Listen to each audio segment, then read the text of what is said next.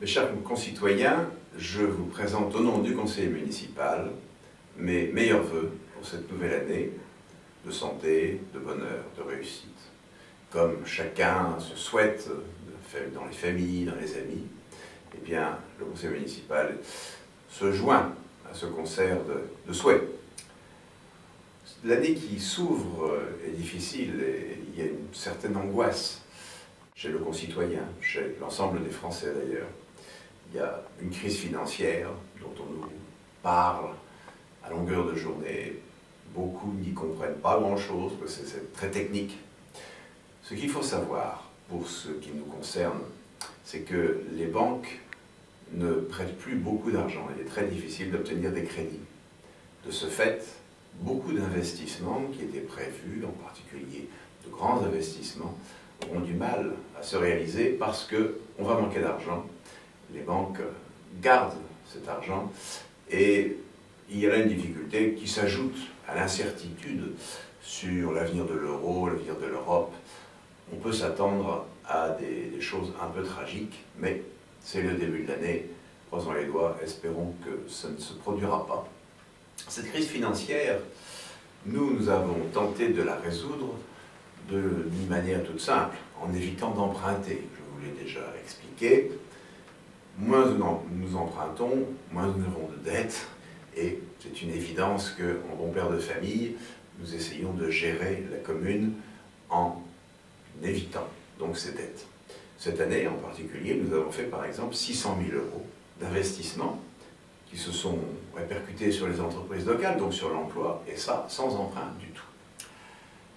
Cette année 2011 qui vient de se terminer, nous pouvons brosser un petit bilan de ce qui a été réalisé.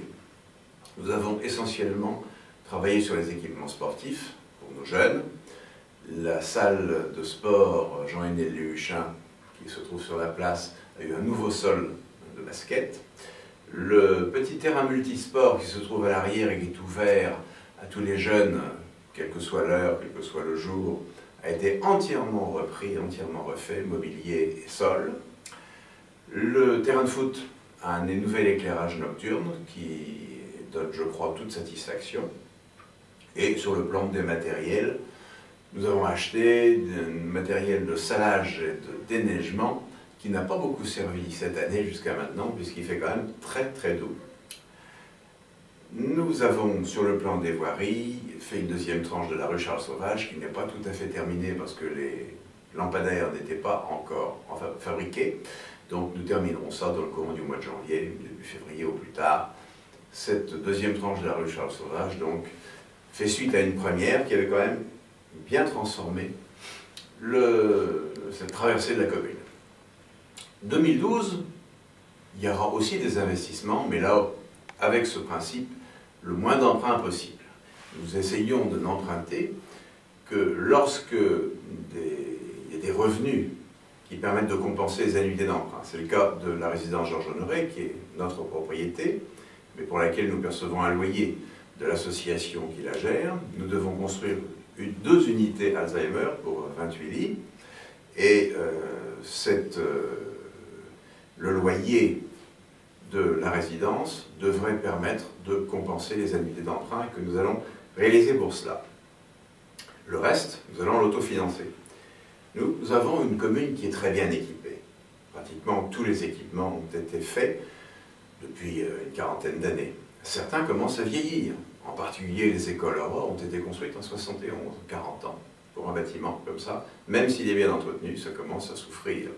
Par conséquent, nous avons décidé de le reprendre. L'année prochaine, c'est essentiellement la cantine et une façade qui sera refaite avec un bardage extérieur pour limiter autant que faire se peut les pertes de chaleur de façon à faire des économies d'énergie. C'est cette crise énergétique, environnementale que tout le monde connaît. Il faut nous inscrire dans cette ligne.